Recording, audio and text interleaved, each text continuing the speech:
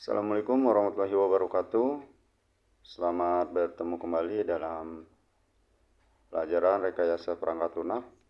Pada pertemuan ini kita sudah memasuki pertemuan kelima dan akan membahas mengenai perencanaan sistem. Jadi kita akan membahas mengenai apa saja menjadi perencanaan sebuah sistem atau perangkat lunak. Proses perencanaan sistem. Yang pertama kita akan membahas mengenai proses perencanaan sistem, di mana teman-teman harus mengetahui apa saja proses-proses yang ada dalam perencanaan sistem tersebut. Nah, ini ada kutipan yang saya ambil dari sebuah buku, di mana dia mengatakan bahwasanya proyek pengembangan sistem baru harus dimulai dari kebutuhan atau peluang bisnis. Jadi jika ada peluang bisnis, di situ akan ada proses atau proyek dalam pengembangannya, karena sistemnya memang harus mengikuti kebutuhan atau situasi peluang bisnisnya seperti apa untuk menunjang tentunya menunjang kebutuhan sebuah perusahaan. Nah, ini ada tahapan dalam proses perencanaan sistem. Apa saja? Kalau dalam pelajaran analisis dan perencanaan sistem pasti ini sudah dibahas, dan kita akan fokus pada penempatan staf proyek.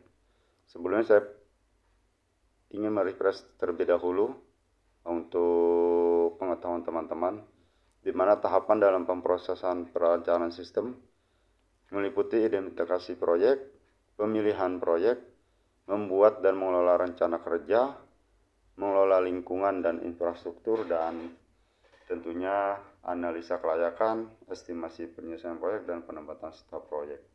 Ya, ini menjadi tahapan dalam proses perencanaan sistem.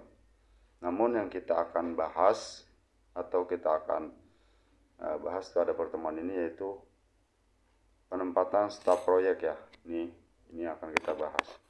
Itu penempatan staf proyek. Apa saja sih yang menjadi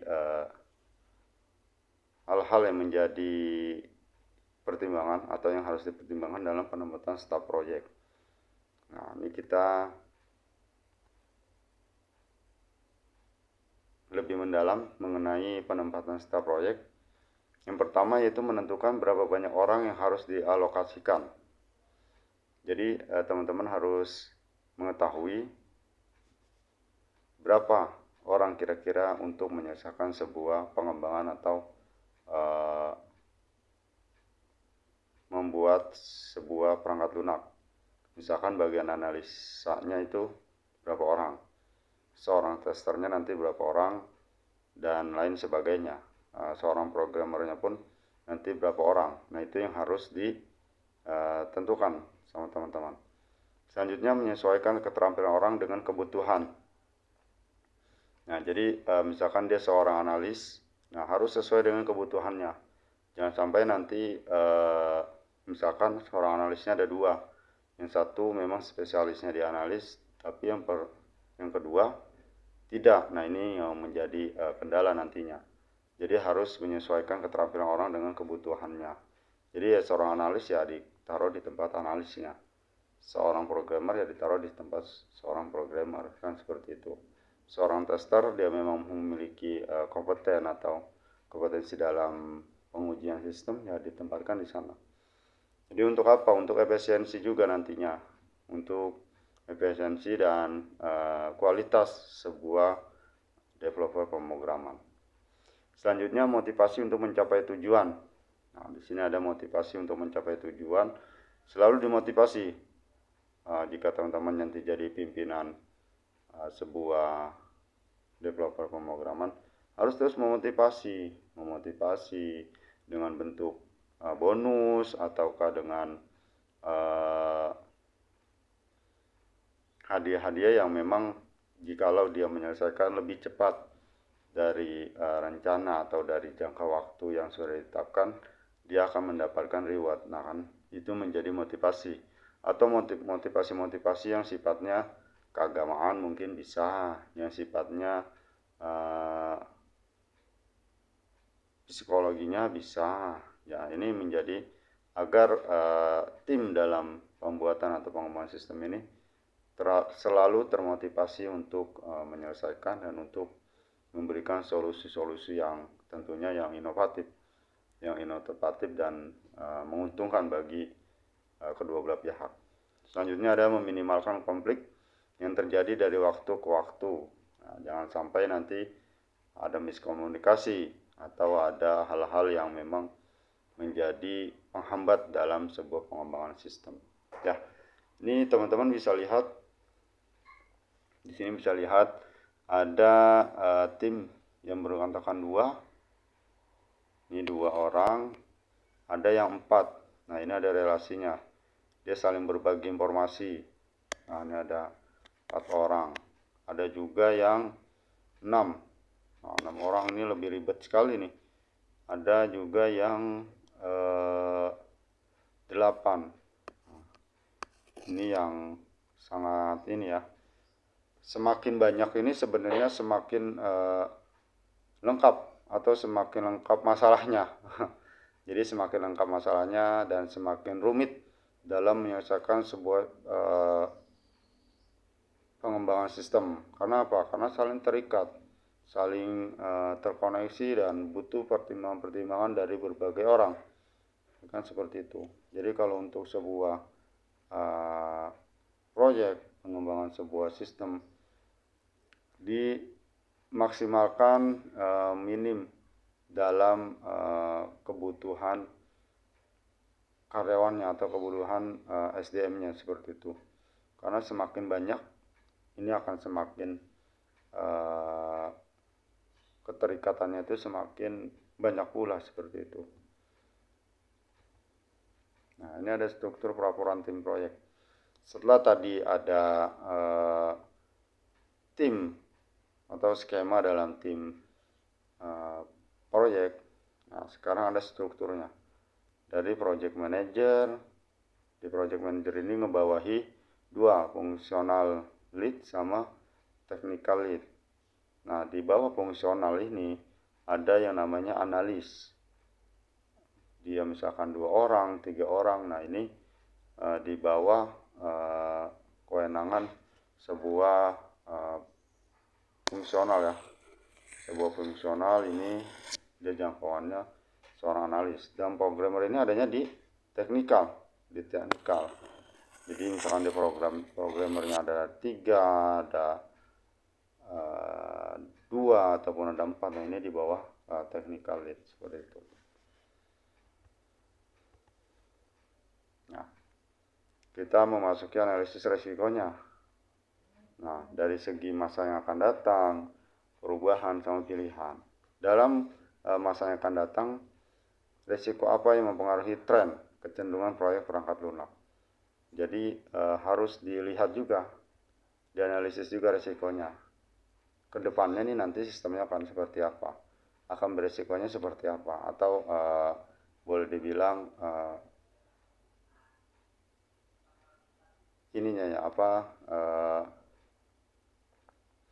tren kecenderungan proyek ini nanti kekurangannya ini seperti apa, akan seperti itu di masa yang akan datang jika memang teknologinya sudah sangat canggih, kan seperti itu. Ada perubahan bagaimana perkembangan dunia mempengaruhi keawetan dan kesuksesan perangkat lunak. Nah, ini yang harus diantisipasi dalam menganalisis resiko. Perubahan-perubahan, perkembangan sebuah perangkat lunak ini harus diantisipasi. Jangan sampai nanti sudah ganti OS-nya ya, misalkan operasi sistemnya ganti, maka sistemnya tidak bisa. Nah, ini yang menjadi resikonya seperti itu. Jadi harus diperhitungkan juga dalam membuat sebuah perangkat lunak. Yang ketiga, pilihan metode apa yang dipakai, berapa orang diperlukan, seberapa tinggi kualitas perangkat lunak, dan lain sebagainya. Nah, ini pilihan. Jadi teman-teman sebagai seorang pimpinan developer pemrograman misalkan nanti harus membuat pilihan, membuat keputusan apa saja apa saja yang menjadi hal penunjang dalam sebuah proyek yang teman-teman sedang alami ya, yang teman-teman sedang kerjakan, dari metodenya apa, orangnya berapa, seorang programmernya berapa, seorang analisnya berapa, seorang testernya mungkin berapa orang, misalnya seperti itu. Nah, untuk kualitasnya nanti akan seperti apa? Kualitasnya ini nanti banyak pengukurannya, dan ini akan menjadi tantangan tersendiri buat teman-teman dalam membuat sebuah perangkat lunak. Nanti kualitasnya harus yang seperti apa, sesuai dengan kebutuhan pelanggan, seperti itu. Nah, ini ada pengaturan jadwal proyek. Jadi selain perencanaan, setelah perencanaan, menganalisis dan lain sebagainya, teman-teman melakukan penjadwalan proyek. Langkah-langkah yang harus dilakukan, atau secara umum langkah-langkah yang dilakukan dalam penjadwalan. Identifikasi kumpulan tugas. Jadi sebelum melakukan penjadwalan itu, identifikasi kumpulan tugas, pastikan keterkaitan antar tugasnya seperti apa, estimasi usaha untuk tiap-tiap tugasnya nanti bagaimana, tentukan pekerja dan sumber-sumber lainnya, buat jaringan tugas, buat jadwal kerja berdasarkan waktu. Jadi nanti setelah ini diketahui, dan setelah ini teman-teman putuskan seperti apa, nah nanti baru teman-teman bisa membuat sebuah penjadwalan. Karena balik lagi, penjadwal ini sangat ini ya, boleh dibilang sedikit membantu juga, bahkan tidak sedikit sih kalau menurut saya, menjadi sebuah motivasi untuk mengerjakan sesuatu sesuai dengan jadwal yang telah ditentukan. Ada pengukuran berorientasi besaran ukuran. Nah, di sini bisa dibaca teman-teman. Ini di modulnya pun ada ya, di bahan ajarnya. Besarnya perangkat lunak sama dengan jumlah baris program. Pengukuran berorientasi ukuran merupakan pengukuran langsung. Pengukuran berorientasi ukuran menggunakan tabel berisi data. Berorientasi ukuran yang merupakan daftar proyek pengembangan perangkat lunak yang telah diselesaikan dikaitkan dengan data. Berorientasi untuk ukuran proyek yang bersangkutan. Contoh penghitungannya: produktivitas, KLOC, kilo line of code, dibagi orang dikurang bulan. Nah, seperti itu. Jadi kilo line of code-nya nanti berapa jumlah baris pemrograman yang harus dikerjakan, dibagi jumlah orang yang, misalkan teman-teman mau 2, berarti dibagi 2, dan jangka waktu atau durasi dalam pembuatan atau pengembangan proyeknya itu berapa lama. Nanti tinggal dihitung produktivitasnya seperti apa.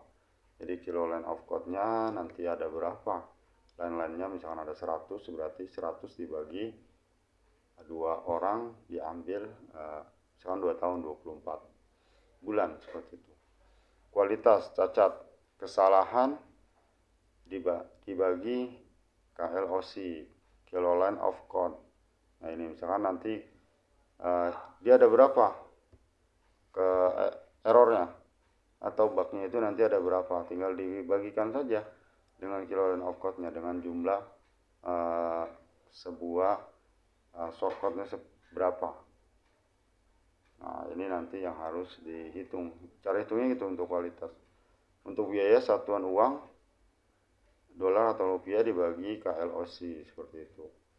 Nanti bisa diketahui hasilnya itu berapa. Dokumentasi, jumlah halaman dokumentasi dibagi KLOC. Nah, sama ya, dibagi dengan KLOC. Jadi seperti itu. Ya, saya kira cukup jelas ya. Yang produktivitas nih saya contohkan saja, misalkan yang produktivitas.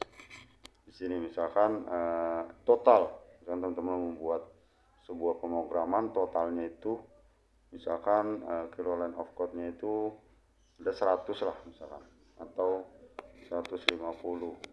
Nah, 150 ini dibagi, misalkan teman-teman mau orangnya, saya maunya 2 orang misalkan, 2 dikurang misalkan durasinya itu 2 tahun ya, 24 bulan. Nah, ini nanti tinggal hitung saja totalnya berapa, seperti itu. Sama, yang ini juga sama, nanti tinggal dibagi. Kalau yang berapa, kalau ini merupakan total sebuah shortcut atau kali line ya, line sebuah shortcutnya itu nanti ada berapa. Nah, itu yang akan dijadikan sebuah acuan seperti itu dalam penghitungannya. Next, pengukuran berorientasi fungsi.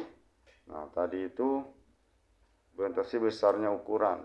Nah, kalau sekarang berorientasi fungsi. Fungsi sama dengan ruang lingkup informasi dan tingkat kesulitannya. Merupakan pengukuran tidak langsung yang menitikberatkan pada fungsionalitas atau utilitas program.